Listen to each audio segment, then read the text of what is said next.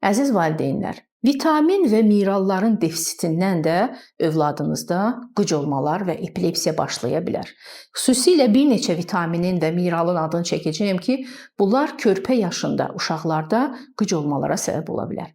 Birincisi, yeni doğulmuş uşaqda qıc olmanın birinci səbəbi piridoksin adlanan B6 vitamininin çatışmamazlığıdır. Bu B6 vitaminin azlığı uşaqda refrakter, dayanmayan, heç bir dərmanlara tabe olmayan qıc olmalara səbəb olur.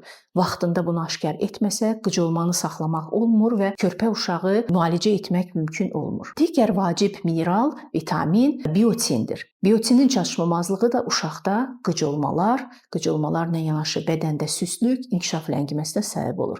Ona görə körpə yeni doğulmuş uşaqda bu maddənin də yoxlanmasını özümüzə borc veririk. Digər vacib minerallardan biri kalsidir.